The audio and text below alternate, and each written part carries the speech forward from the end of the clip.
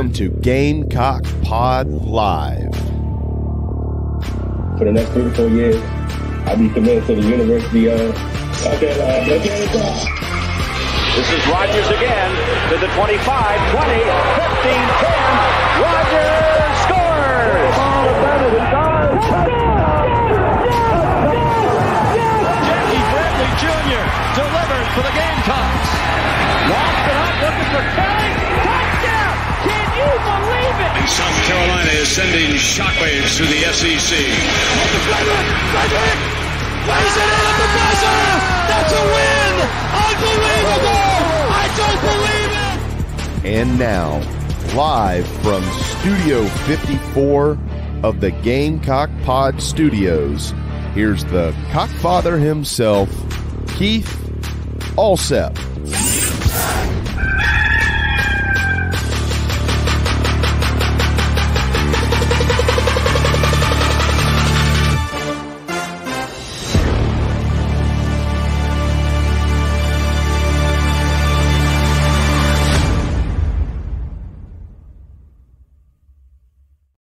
All right, everybody, welcome into Gamecock Pod Live for Wednesday, August the 30th. College football is in the air. Week 0 was last Saturday.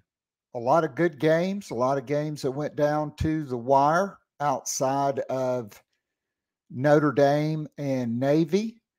And week 1 kicks off tomorrow night. Very excited about that. But first, I want to send out my heartfelt thoughts and prayers to everyone that is in the path of this hurricane that has swept through Florida, Georgia, up the South Carolina coast. All the folks in the low country, all the folks in the panhandle of Florida, South Georgia, Valdosta was really getting pounded this morning. A lot of rains and flooding, even in Atlanta. So let's keep all those folks in our thoughts and prayers.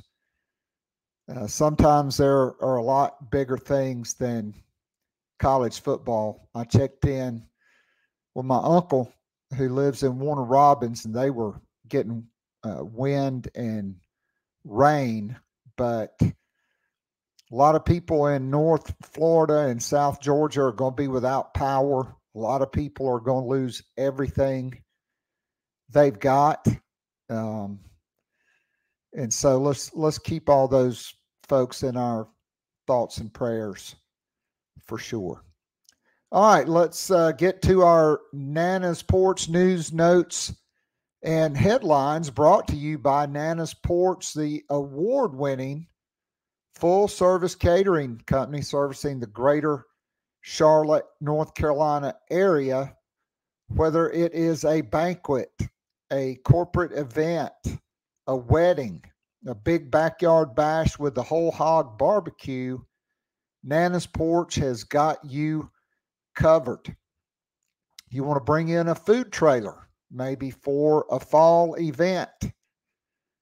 Nana's Porch voted among the top 3 food trailers by a local newspaper poll in the Charlotte area.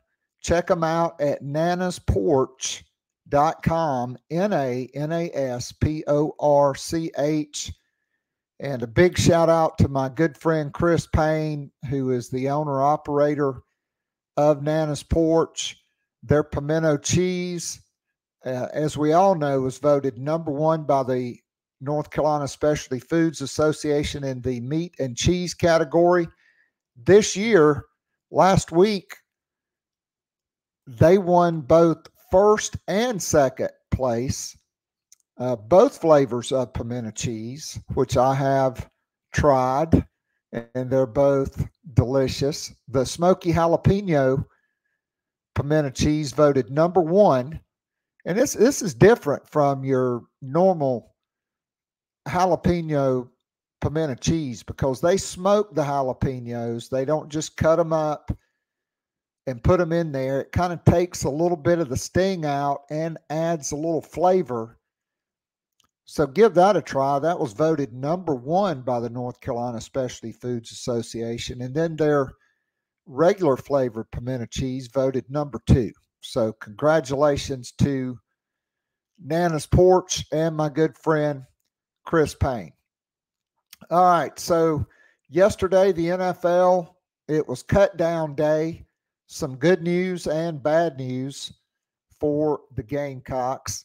As expected, draft picks Cam Smith and Zach Pickens, they both made their rosters. Cam Smith selected by the Miami Dolphins.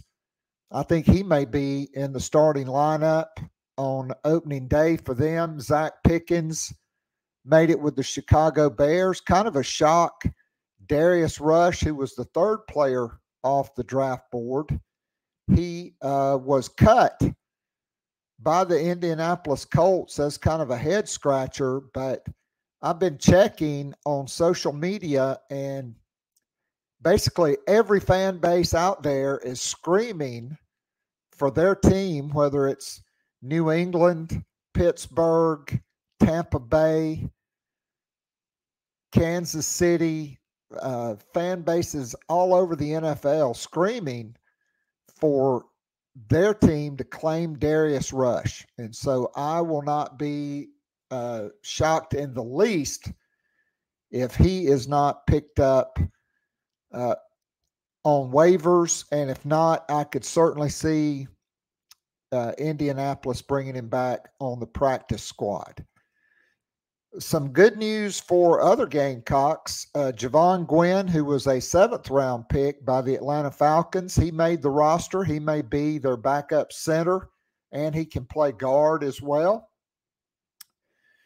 And then you had undrafted free agents. Jalen Brooks, so happy for this young man. He made the Dallas Cowboys 53-man roster at wide receiver. He'll probably play a lot of special teams. That's, one of the benefits of having a guy like Pete Limbo. That probably helped Jalen Brooks make the Cowboys roster. And then, no real surprise to me, a lot of guys in the NFL, it's not where you get drafted or it's more what team drafts you and how can you fit. Nate Adkins, no shock to me that he was on the 53-man roster for Sean Payton and the Denver Broncos. He can play tight end. He can play fullback. He can play H-back. He's going to be a core special teams player. And so I'm so happy for Nate Adkins. And, a lot like Patrick DeMarco, I think he's a guy that could go on and have a great career in the NFL because he's tough, he's physical, he's got ball skills, he can play multiple positions, and he can be a core special teams player. It's just all about getting the right opportunity in the right system. So very excited for him. And really, you hate to say it, but Captain Dumbass wasted the first 10 games of the season for him. He, quite frankly, would have been much more productive than Austin Stogner for South Carolina last year. Even for Trey Kenyon, who I thought was good, he just, had a lot of injuries. Nate Adkins probably should have been tight end 1 the entire season because he damn sure wasn't playing Jaheim Bell, right? He talk about it every week. Jaheim Bell, we got to get him 10 touches. We got to get him on the field. Well, then you'd go to the game and Jaheim Bell wouldn't even get 10 plays in a game. He'd get, 3 or 4 plays in the first half and 3 or 4 plays in the second half until they had to put him at running back. So very excited about the season, very excited for Dowell Loggins, and very proud for Jalen Brooks and Nate Atkins, Javon Gwynn, all great representatives of the university. Jalen Brooks went through so much, had football taken away from him at one point. And Cam Smith, Zach Pickens, all those guys, great representatives of the university, and excited for their opportunities to showcase their skills in the National Football League. Everybody go ahead and jump in the Nana's Porch chat box. We'll be getting to all your questions and comments. We've already got some people in there. On the bad news, the Panthers did cut a pair of Gamecock wide receivers, and Rashai Smith, it will not surprise me to see him get picked up. Hopefully Josh Vann will get back on a practice squad. A lot of times teams will cut down and then they will add back on the practice squad. And so the Panthers yesterday cutting Shy Smith and Josh Vann. All right, some women's basketball recruiting. Before we get into a couple of notes with the coordinators and then our in-depth interview on the Tar Heels with Ben Breiner, formerly of GoGamecocks.com. Ben was one of the first guys when I took over the show in 2019 that agreed to come on the show. I just hit him up, hit Mike Uva up, hit up Hale McGranahan. Never had met those guys. They all agreed to come on the show and are still great guests. And we're going to have all of them on the show. Ben will join in just a few minutes.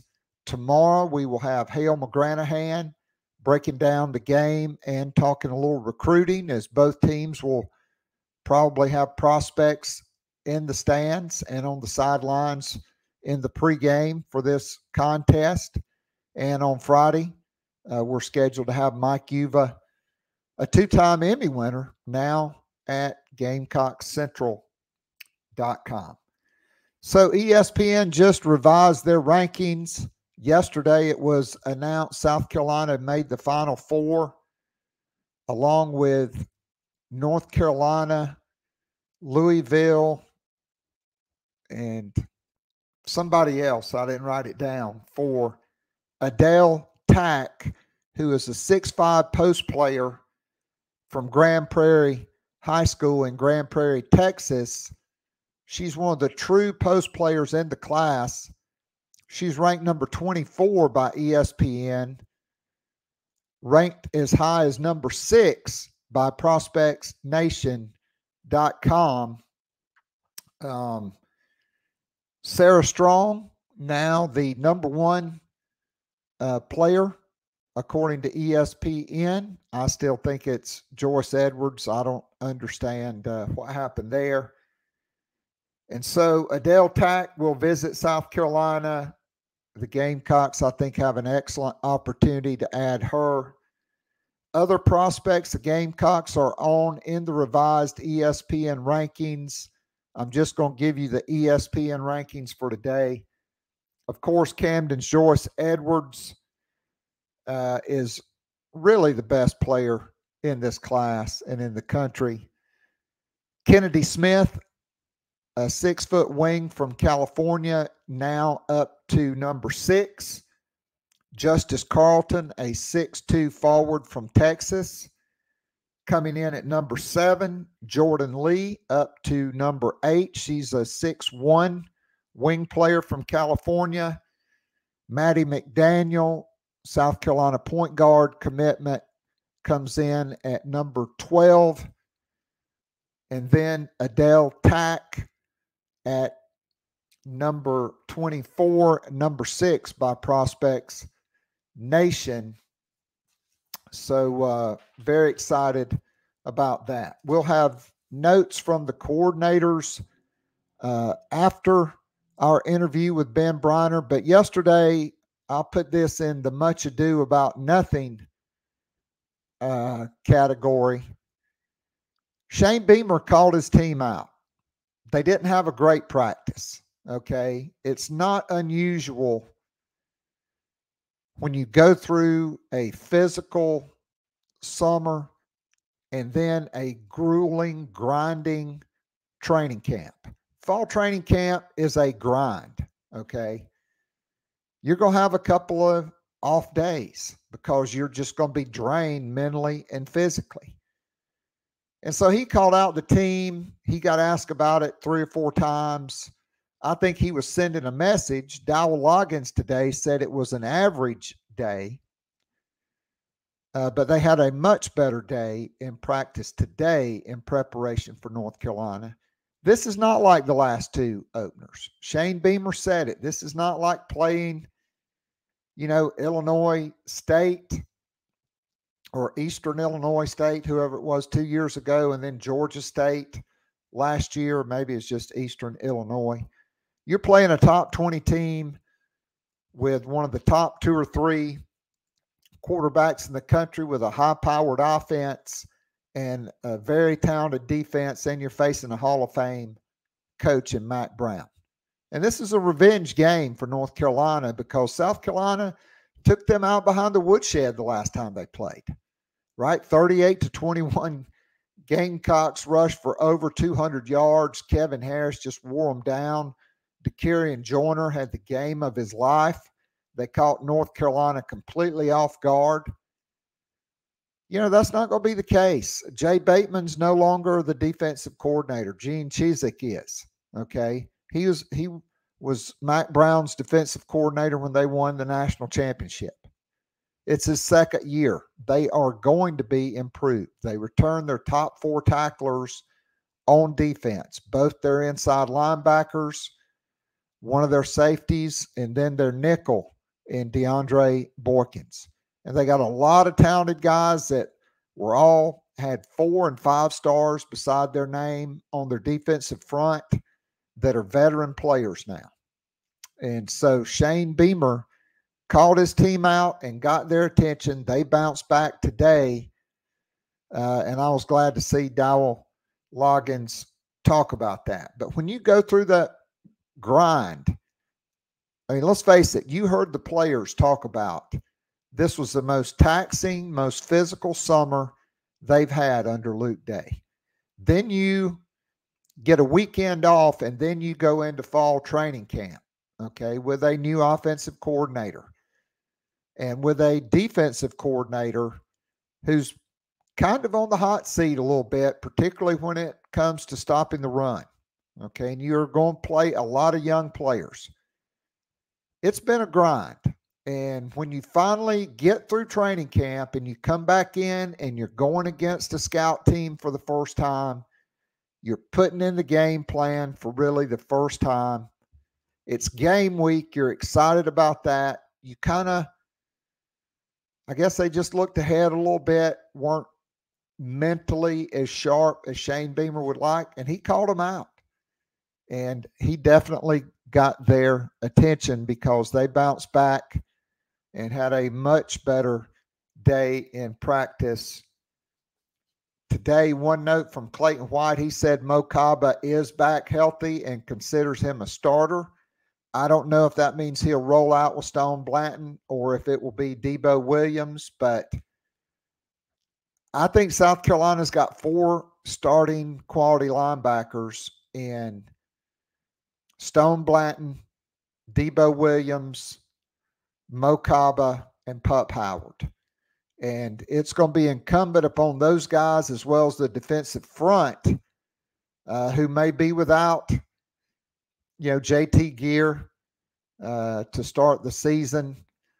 I have heard good things about Drew Tuizama. I would expect him to get in there.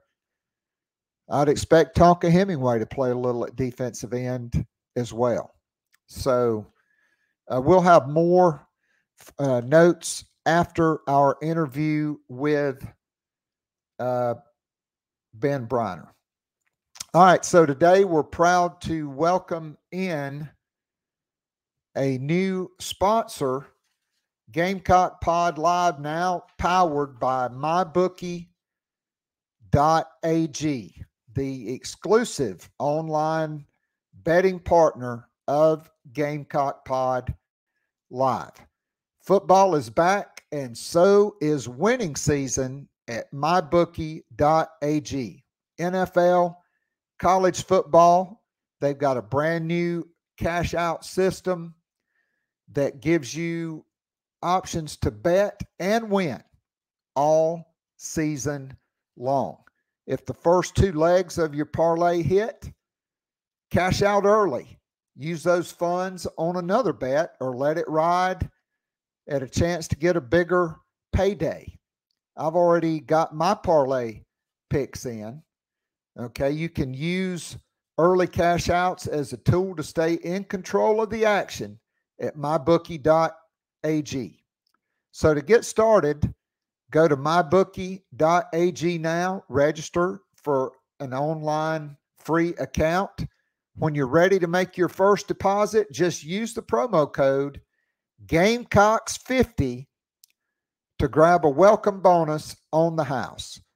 That's promo code Gamecocks50 to claim your deposit bonus and for a limited time, a free chip to use in the MyBookie casino. You can bet anything, anywhere, anytime, only with MyBookie.ag, the exclusive online sports betting partner of Gamecock Pod Live.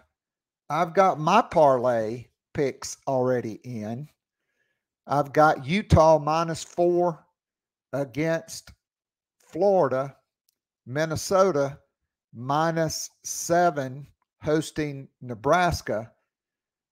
I'm taking the Gamecocks +2.5 against North Carolina. I'm taking LSU -2.5 against Florida State, and I'm taking Clemson -12.5 against the Dukies. That game on Monday. The games kick off on Thursday. And so we'll be back with Ben Breiner right after this commercial message.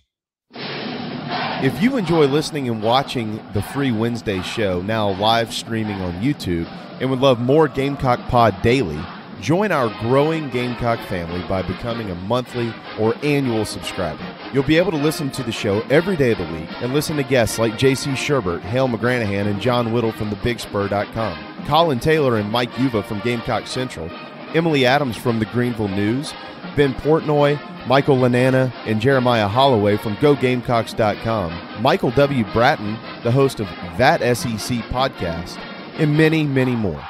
As a VIP subscriber, you can join or listen to the weekly live Zoom call with up to 100 of your favorite Gamecocks and friends. After the show is an unrecorded overtime segment where the real scoop gets dropped and discussed. It's like going down to your local pub or sports bar and having a conversation with your Gamecock friends about last week's football game, men's and women's basketball games, and Gamecock baseball. And of course, there's always recruiting to discuss. In addition to the weekly Zoom call, VIP subscribers get the most popular podcast, The Morning After, which is released every Sunday morning during football season, and more VIP perks are in the works. Follow Keith on Twitter @KAllset, or follow the show on Twitter @GamecockPod. Go to the top of the homepage and follow the link. If all else fails, go to patreon.com/GamecockPodDaily. Join now and get up to 3 months free off an annual VIP subscription. You will love it, guaranteed. Now, back to Gamecock Pod Live.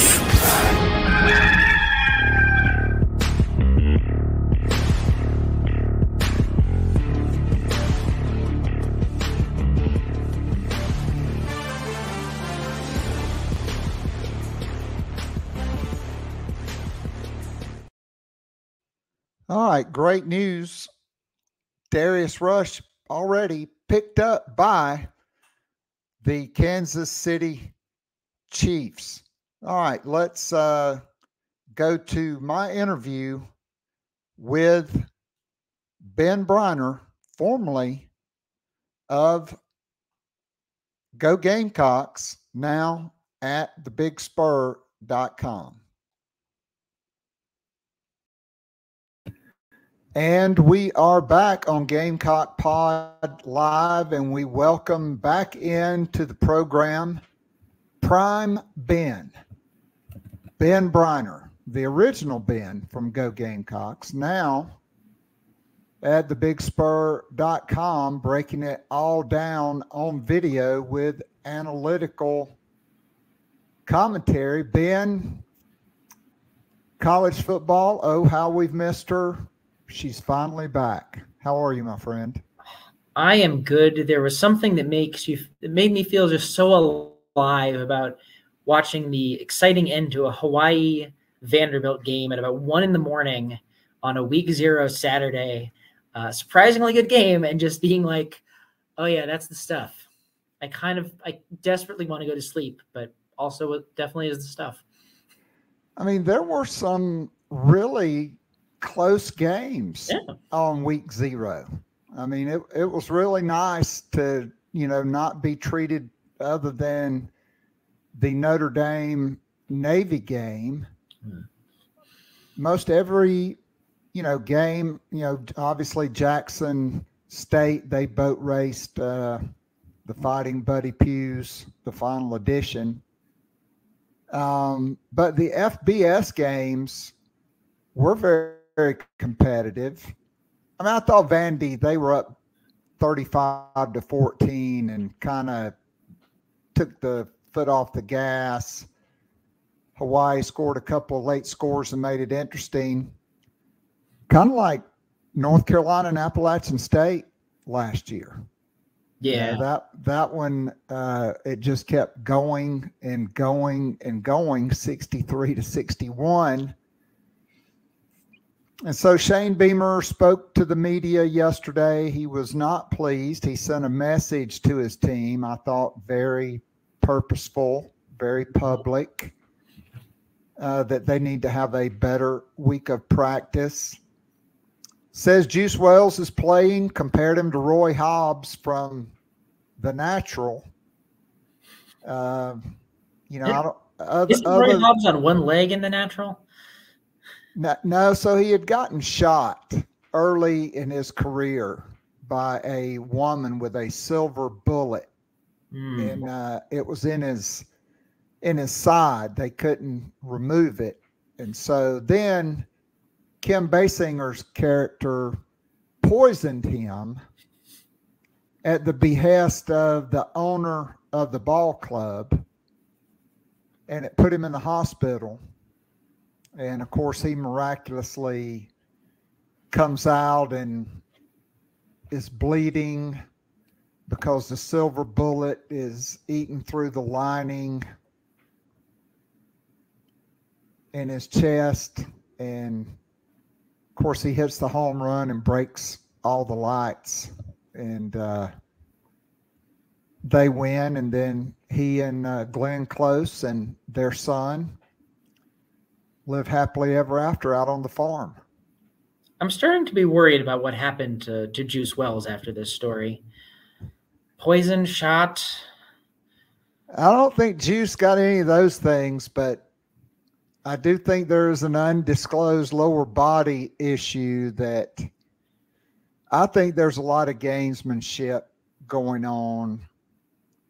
Personally, I think it's a bonus if Juice Wells plays and has a productive game. Like, the last couple of years when Josh Vann was pretty good, when he was injured, they'd still roll him out there just as a decoy, to try to get other players open. I mean, as we sit here on Wednesday, what are your thoughts on the Juice Wells conundrum? I mean, I think if he's playable, you got to go with him. But I kind of leave it up as a question of, as you said, what kind of gamesmanship is it? I always find very weird the gamesmanship of person who isn't going to play saying they're going to play. It must be profoundly annoying to coaches because they do it to each other. And clearly, like, if it wasn't that important, they would stop doing it. Personally, I think a much better fib is you say a guy isn't going to play and then he does. That feels like real gamesmanship to me. But I mean, the problem is without him, like, he really does encapsulate a lot of the like ceiling of the playmakers group they have. Like, they have a lot of guys, and I think a lot of these guys can be pretty good. But like, if you're talking about a guy that you feel really good about relying on, Juice Wells is like far and away number one on that category. I'm underselling Josh Simon and Trey Knox a little bit, but among the receivers and running backs, at least, you know, Juice is that dude. And, you know, I think going into what could end up being a shootout, I would want him if he is physically available. And if he's not, you know, you go with who you got. So I'm excited to see Amarian Brown be unleashed, because I think in the minutia of the former guys' offense, it was all about personnel groupings and formations and 100 and something plays every week until the Tennessee game. But he had this guy for 25 games, okay? A guy that broke Calvin Johnson, a.k.a. Megatron's freshman touchdown reception record at North Carolina. Or I'm sorry, at Georgia Tech. Mm-hmm. And in 25 games, Captain Dumbass could not scheme him open for a single touchdown, even though he is the fastest player that may be on the field, at least over the first 50 to 60 meters, because I think after that, clearly it's Nicholas Harbor. But I'm not even sure he's going to play because of the upper body injury he sustained. Of course, Shane Beamer said they're going to play, but we've heard it plenty of times. They're going to play. Then Saturday they don't play, and then he's asked about it in the post game. They had a setback on Thursday, just didn't, feel right, etc. Yeah, I would agree that I'm pretty excited to see what Amarian Brown can do. I think he's got that ability, and I think, I think he could. I think he can be a fun guy to watch. I'll be interested to see how he can negotiate some size stuff. If everything lines up the way you would expect it to, which, doesn't happen on most plays, but if it does, he'd be going against former Gamecocks recruiting target. I can't remember what Boykin's first name is. DeAndre Boykins. Yes, DeAndre. His brother was Derek. I almost said Derek. But yeah, DeAndre Boykin he's a pretty good ball player right there. So that could be an interesting matchup to watch in terms of can Amarian Brown shake open. I mean, I think, I'll be honest, having watched a bunch of their film from last year, I think he's probably the strongest returner in that secondary. That might be slightly faint praise because wasn't a very good secondary. But yeah, I'm interested to see what Brown can do. What Brown can do for you, as they used to say. So obviously, all new additions in the tight end room. I'm kind of expecting to see a lot of 12 personnel if Juice Wells is not on the field. And even if he is on the field, Trey Knox and Joshua Simon seem to be walking mismatches, I think, against a North Carolina secondary that, outside of Boykins and one other safety, they just have very little returning experience in the secondary. A lot of those guys left, a lot of them transfer portaled. And I mean, they weren't that good to begin with. They gave up over 31 points per game against a schedule that wasn't all that swift. I mean, Appalachian State did light them up for 61 points last year. Well, I'm interested in some of the gamesmanship looking at this depth chart, because we are in depth chart season. God bless it. And they got a couple of transfers who I sort of figured both those guys would end up stepping into that starting lineup. It turns out the Virginia Tech transfer, who I thought was pretty good statistically, he's listed as a backup. The ETSU transfer they got, he's listed as a starter. And then across the way is a kid who started the last 2 games last year, who actually had some of the slightly better numbers in terms of that secondary, which, as we said, was a hot mess. So I'm going to be interested to see how that set of corners sort of shakes out. Like, that group's been a problem for the past few years for them, and I don't know quite how to read that. I don't think it'll be that good of a group, but maybe the transfers matter. I'm still confused at this Virginia Tech guy being listed second, because I want to say he had pretty good numbers. So obviously, with any discussion on North Carolina, you have to start on offense with Drake May. He was their leading passer and their leading rusher. He rushed for over 900 yards. Unlike in the NFL, in college football, when a quarterback gets sacked, that's minus yards rushing. So his net yards rushing, not as impressive because of the sacks. But this is a big athletic guy that when he gets it going on the ground, it seems like that's when he just really gets his juices flowing and gets in the flow of the game and is a much more accurate passer.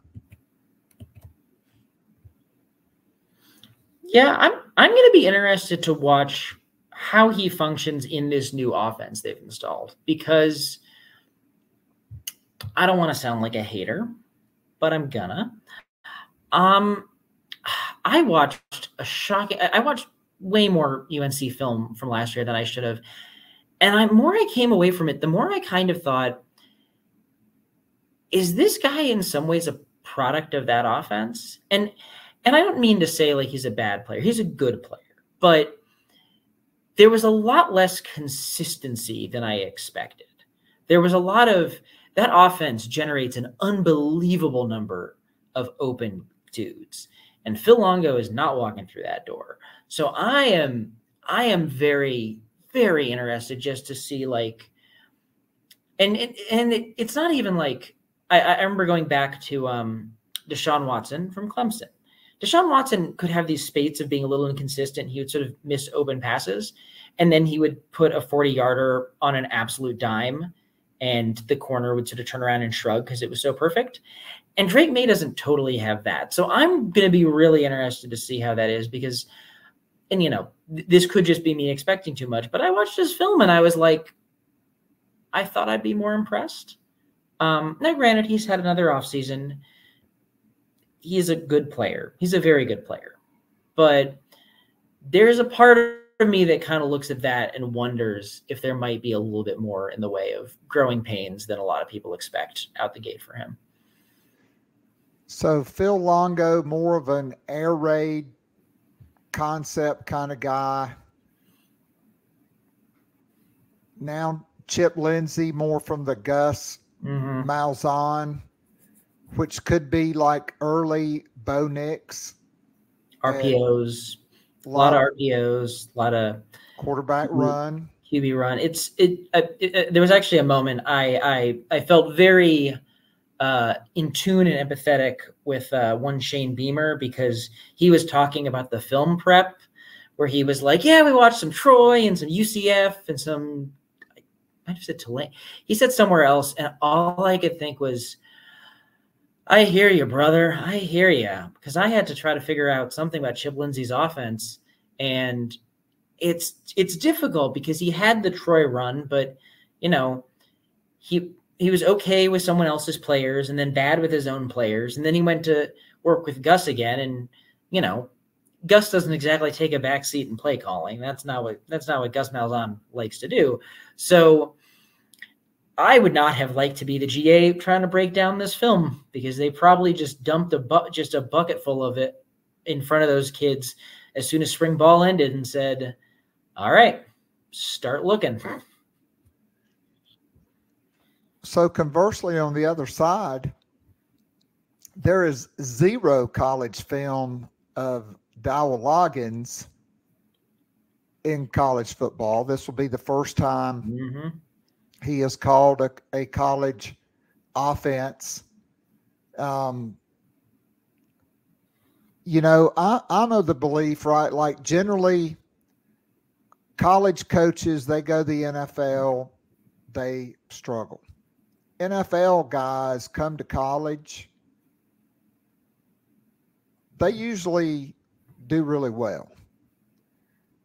And so if you're North Carolina, how much Arkansas film are you watching versus how much Chicago Bears or Cleveland Browns or Tennessee Titans? I mean, I think both defenses are going to be filling out both offenses early on.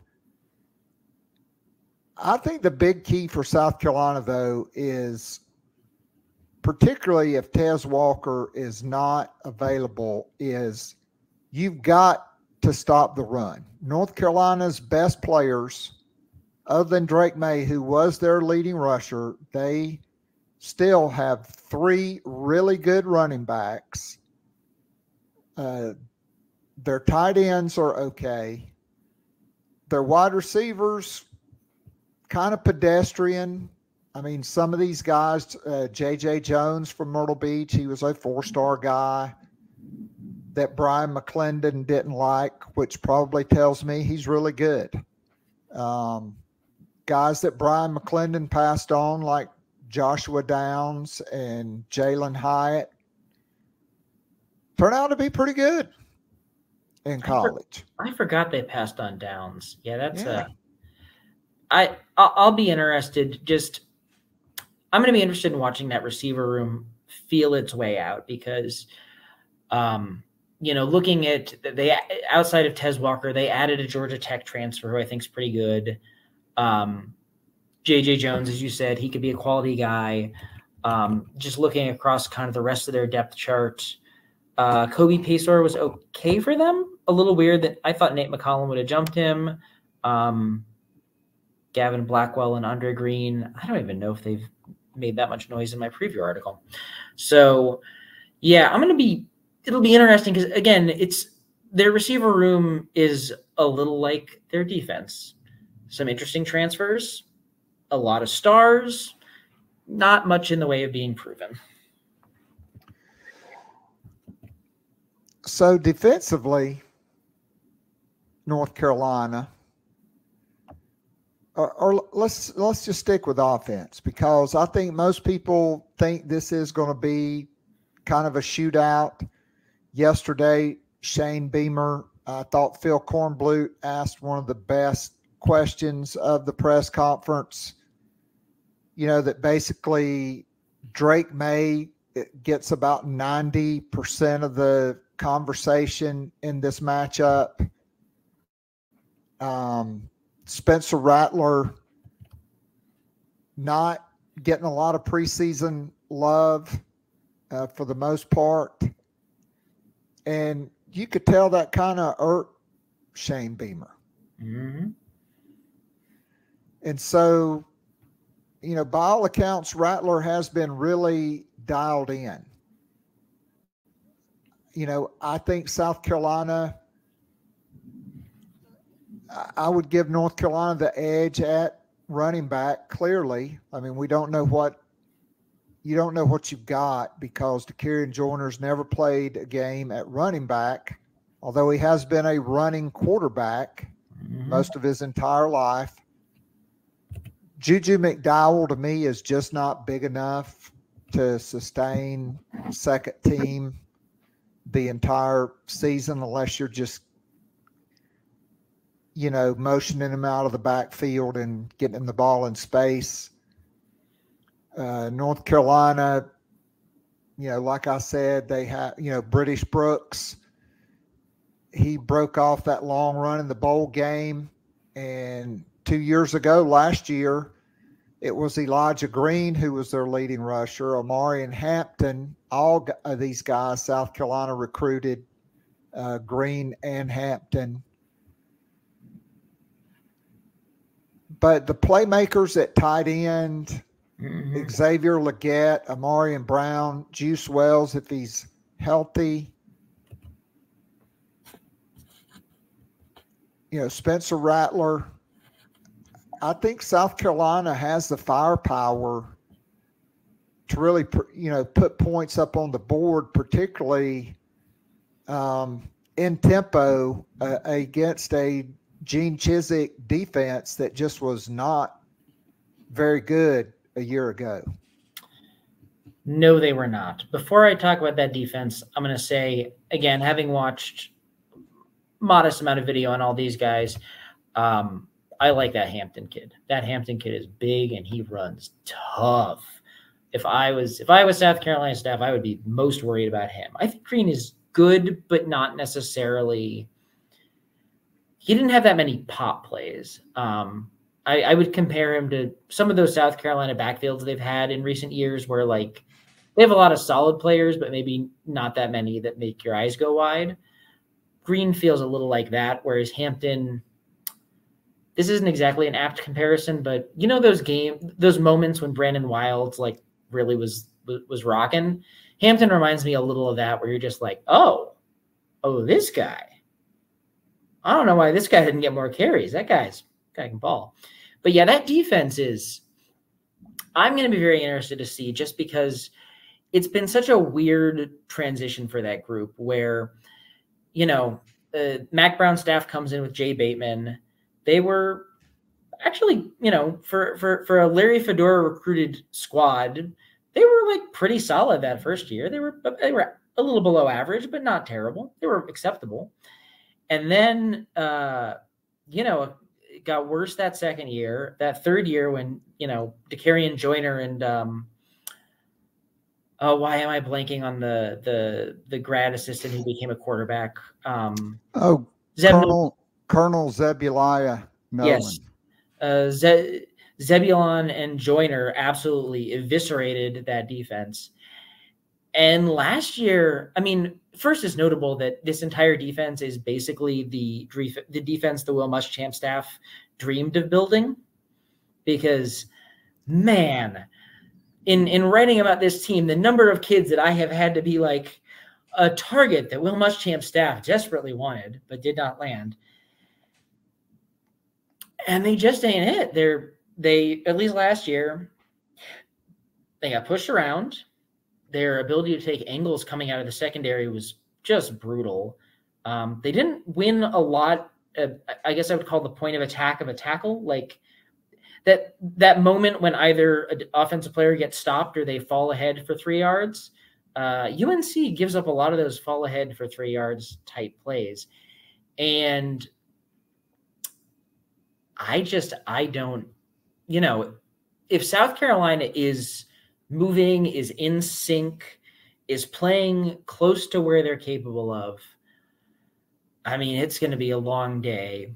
Now, of course, we've also seen games where South Carolina has picked up a shotgun and aimed at its own toes. So, you can never rule those things out. But I keep looking at it and I keep being there's a lot of space there for the taking unless Gene Chizik has worked a miracle. I mean, they are very talented up front. Desmond Evans, a former 5-star player, he was injured much of last year, did not play after October. He was a 5-star guy. He starts at their defensive end. Jacoby Cowan is another guy that Will Muschamp and staff recruited, 6'4" and a quarter, 280. Tamari Fox, 6'3", 300 at the nose tackle. They recruited Travis Shaw. I think he's out of Greensboro, and Clemson thought they were going to get him. He was a 5-star guy most of the process, 6'5" and a quarter, 335. Miles Murphy was a silent commitment to South Carolina. He had filmed a commitment video to South Carolina. Was in the group text. His mom was telling the staff he was coming to South Carolina, and then he announced for North Carolina.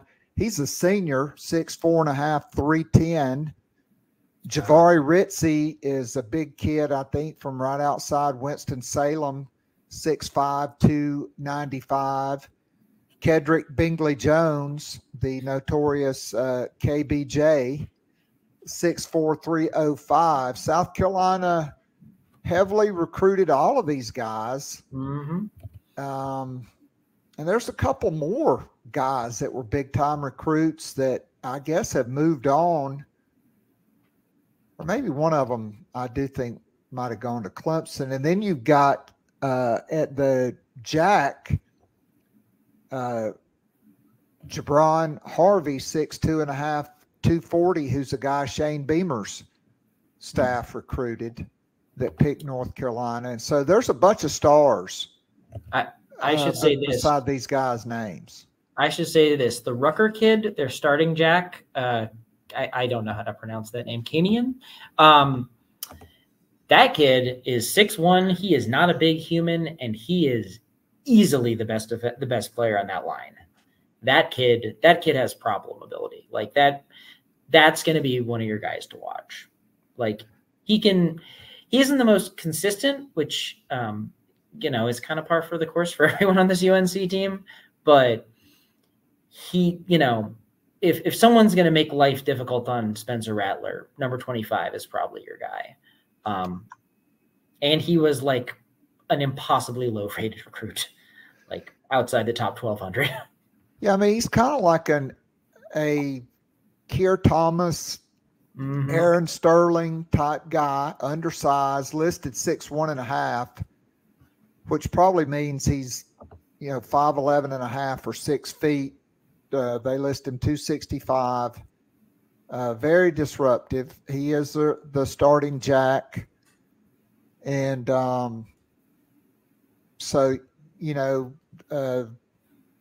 that will be a guy. South Carolina is starting new offensive tackles. We still don't know. We just know there's an or beside guys' names. I mean, they've started. We'll get to that when we talk about South Carolina. But, I mean, I'm with you. I mean, does Miles Murphy make a big jump? Is Kevin Hester or Tamari Fox? Does Travis Shaw show up? Does Desmond Evans, a 5-star, are they able to get anything out of these guys? Or is it going to be the same old thing, which is we just don't really care a whole lot about playing defense at North Carolina? It's weird. It's been weird to watch because, Texas wasn't always unbelievable at defense, but, outside of the Manny Diaz mess, they usually weren't horrendous. And this run of defense at North Carolina has been so bad, and especially because, as we've kind of said, it's not for lack of athletes. It's not for lack of quality physical ability, but they're just not, the toughness just isn't there. There's just a lot of people getting trucked, a lot of people taking bad angles and not following up. And it's weird to watch, especially going through a pair of defensive coordinators. Like, Gene Chizik, for all his faults, is not a bad defensive coach. He's pretty decent historically. Jay Bateman's solid, I guess. But this group just has not been it. And, if they're not it again, I think South Carolina fans could be pretty happy come the end of the weekend. Because, this South Carolina defense, I like that secondary a lot. I think that linebacking group's pretty good considering you're listing your two most talented players as second teamers. D-line isn't totally rounded out, but I think it's pretty solid. So North Carolina, they do return their 4 leading tacklers. Okay, their 2 inside linebackers. Mm-hmm. Cedric Gray was their leading tackler, 6'2.5", 235. Power Eccles. He's got to be on the all-name team. It's a really good name. Power Eccles. That is. My college roommate's name was Patrick Eccles Campbell. We called him Eccles. But that should have gone by Power. That was not his last name. But Power Eccles. And so those guys are back. Mac Brown says he thinks Cedric Gray can be as good as anybody in the country. He was a guy that was 203 pounds. He was a hybrid safety and a wide receiver who they made into a linebacker. He's one of the top tacklers in the country. And so they have those guys. And then Giovanni Biggers at safety is back. He's 6'1.5", 200. And then their star or their nickel is DeAndre Boykins, 5'11.5", 205, the better of the Boykins brothers. I think everybody knew that at the time of the recruitment.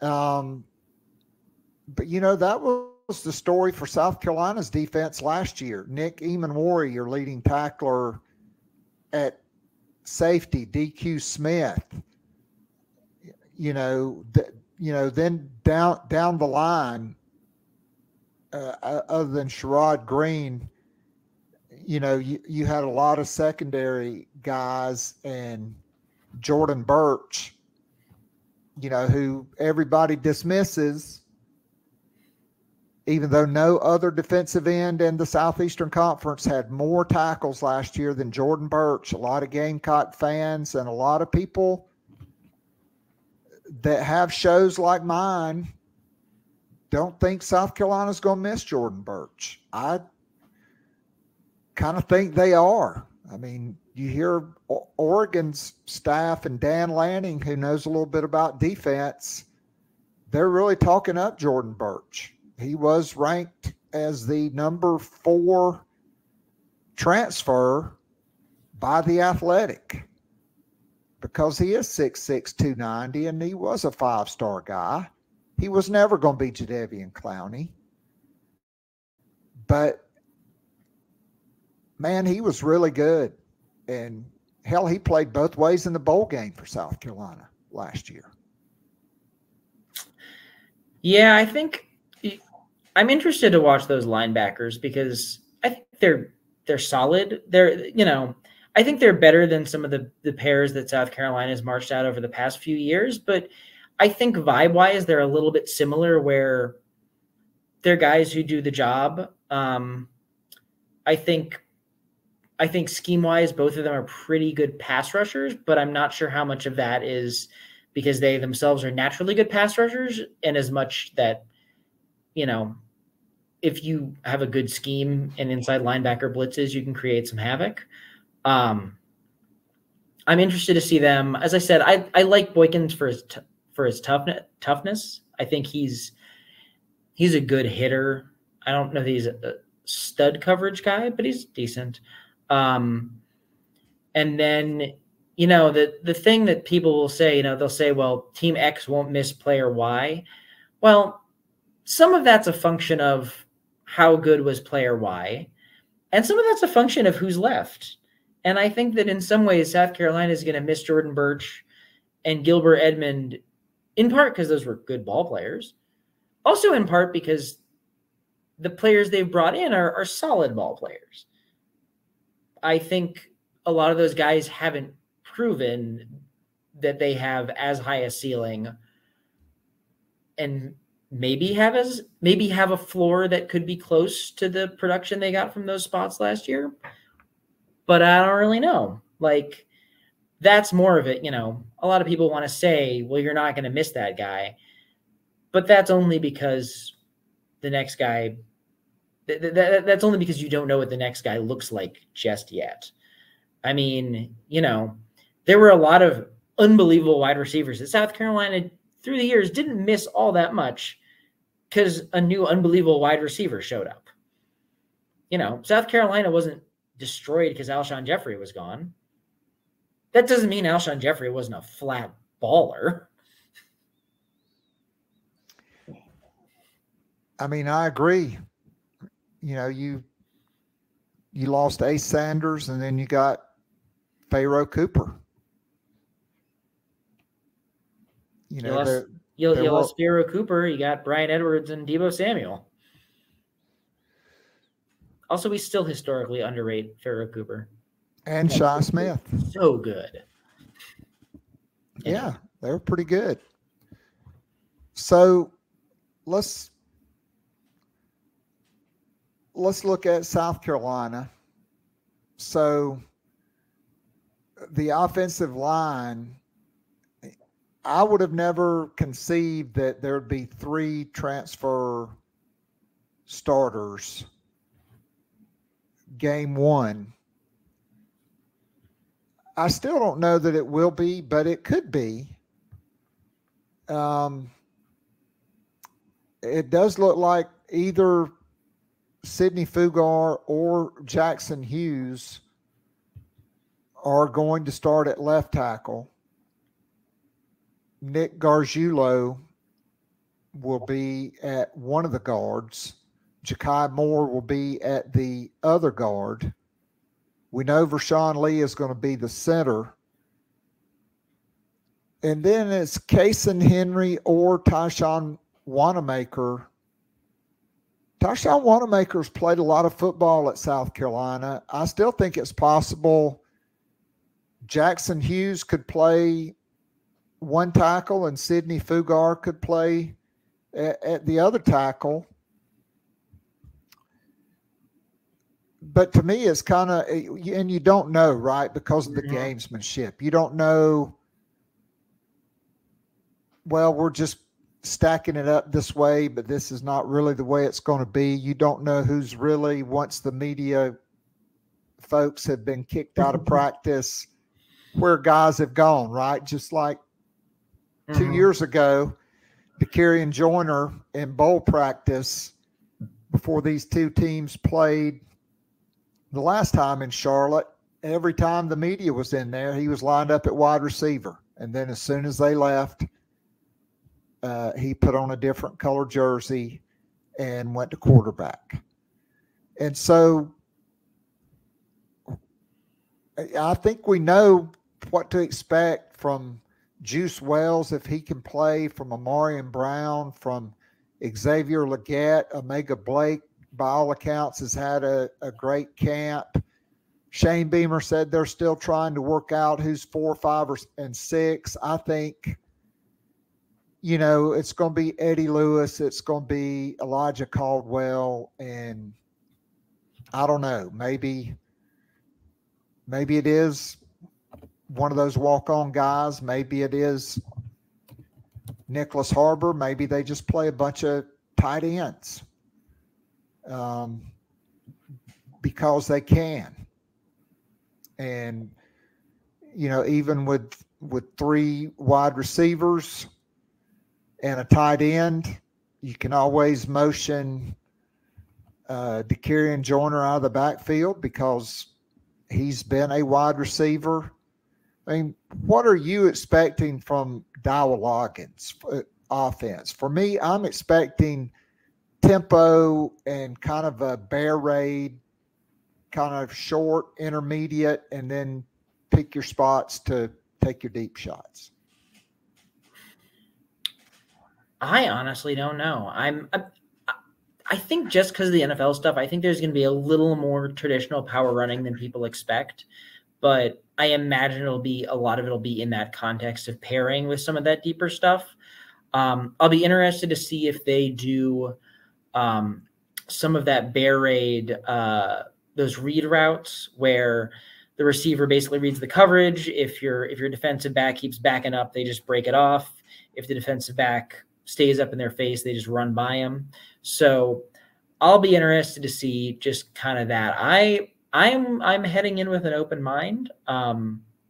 Very intrigued to see what it is, because like it's hard to get a read on Chip Lindsey. And this is a guy who, like, not only has he run NFL offenses, he's run bad NFL offenses. And that makes it even harder to get a read on it because, it's clunky. It's not like you're watching a team that's got all of its pieces really in place.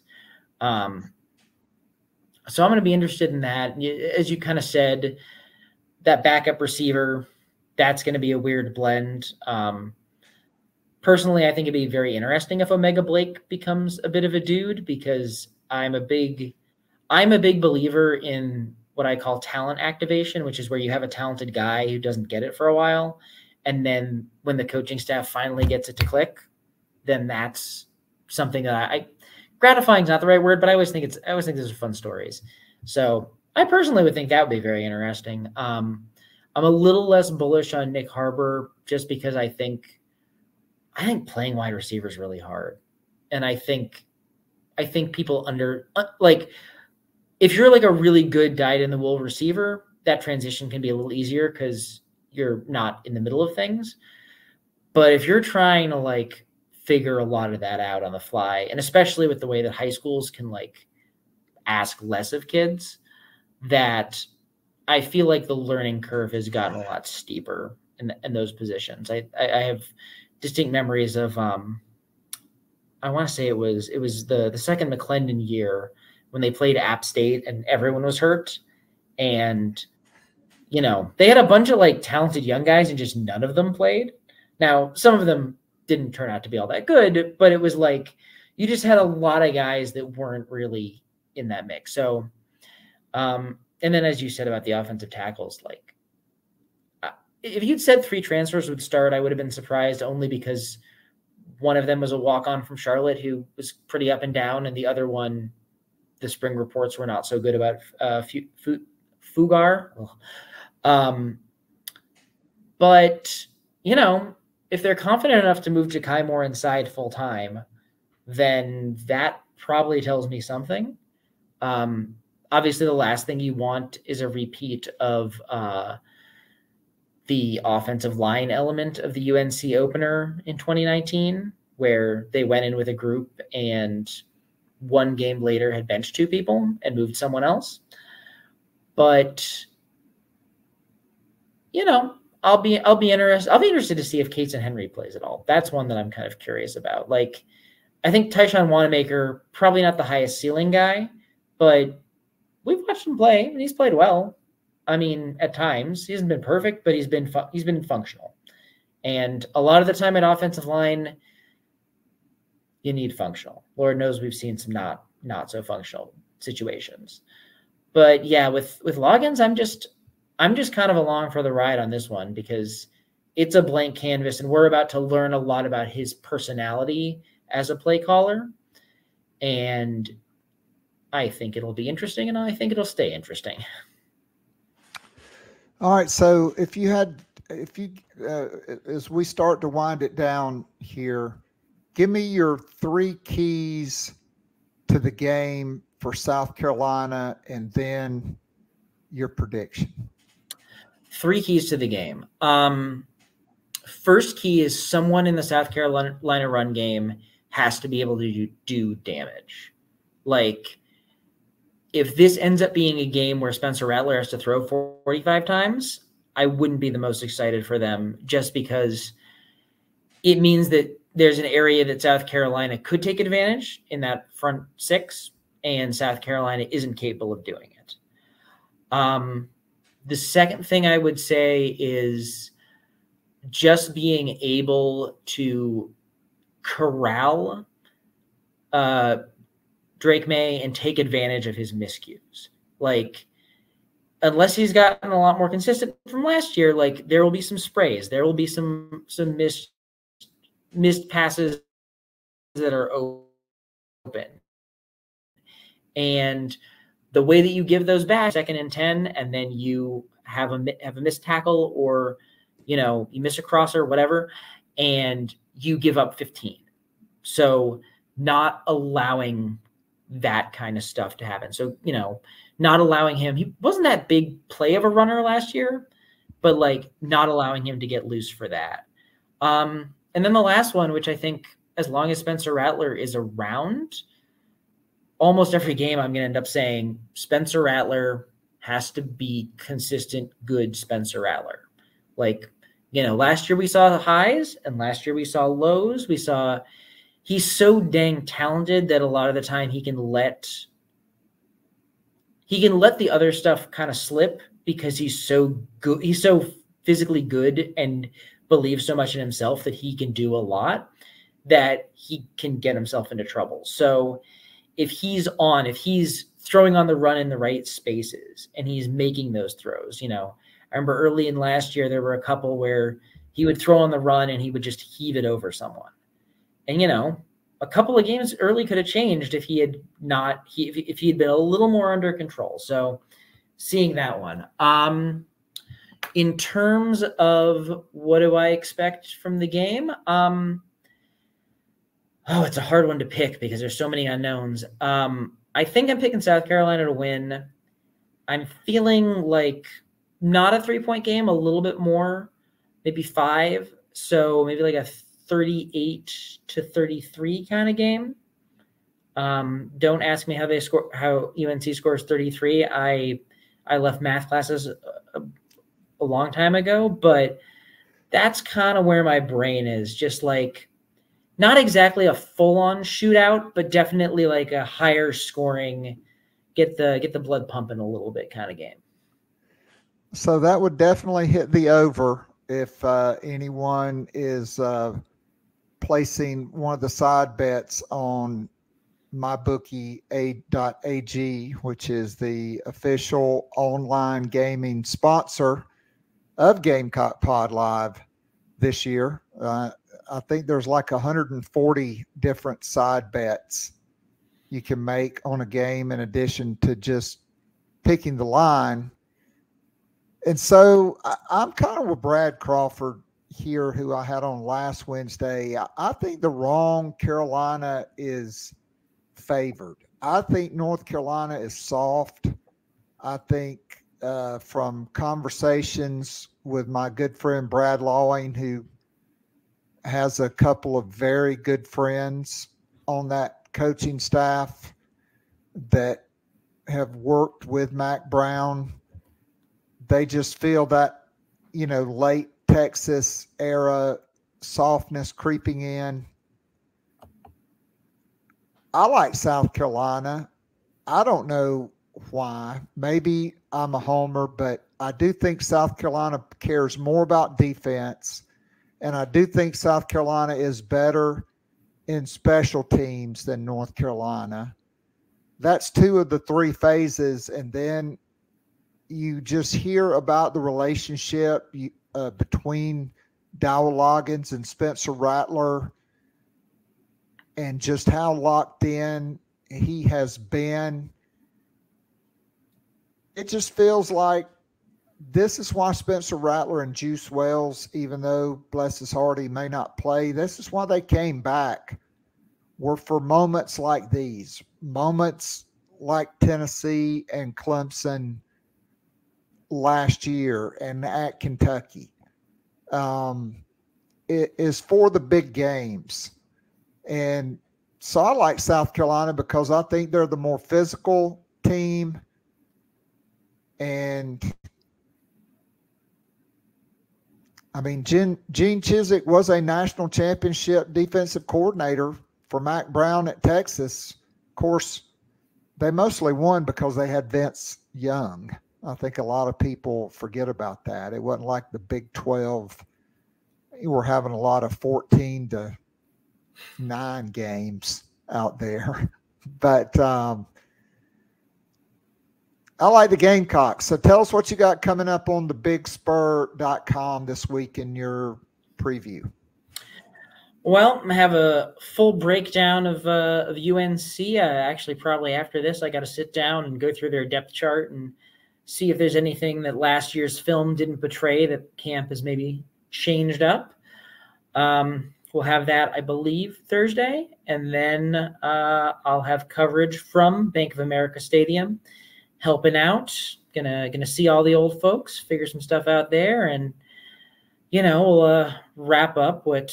For Gamecock fans, I imagine everyone hopes is a tidy victory with Dow Loggins' offense looking like everything that was promised. Well, hopefully I will see you at the Carolina Rise tailgate, as I will be flying in to the Queen City on Saturday morning. Hopefully I'll be able to watch College Game Day on the plane and get in around noon and head over to the tailgate and get some of that good Nana's Porch, pimento cheese, and brisket and pulled pork. Should be good. So Ben, can't thank you enough for jumping on with us today, and hopefully I will see you on Saturday. So until then, be good, my friend, and we'll look forward to catching up with you down the road as always. Thank you.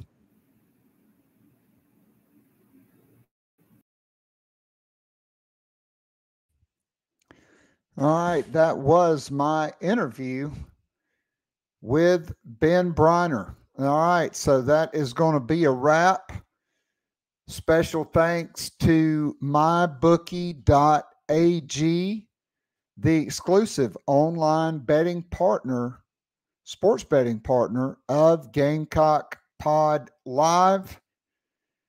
Football is back, and so is winning time and winning season at mybookie.ag. Whether it's NFL, college football, and a brand new cash out system to give you options to bet and win all season long.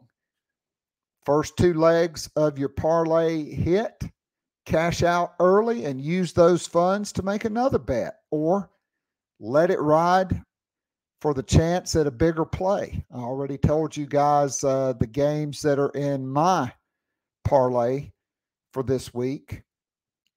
To get started, go to mybookie.ag now and register for your free account. When you're ready to make your first deposit, just use the promo code GameCocks50 to grab a welcome bonus on the house. That's promo code Gamecocks50 to claim your deposit bonus, and for a limited time, a free chip to use in the MyBookie casino.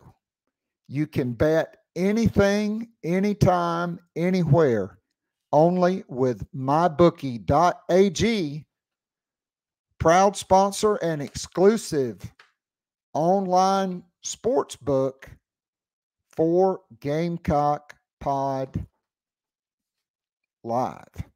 All right, so that will be a wrap on today's show. Appreciate everybody watching live and in the chat box. Always good catching up with Craig and chopping it up there. We will be back tomorrow with Hale McGranahan, and then on Friday morning, it'll be the Fast Break Friday show with two-time Emmy winner Mike Uva. So for special guest Ben Breiner, this is Keith Alsep saying go Gamecocks. God bless our troops. And folks, let's keep everybody in the path of the storm in our thoughts and prayers. Until tomorrow, I'm out of here. I hope you guys have a great rest of the day.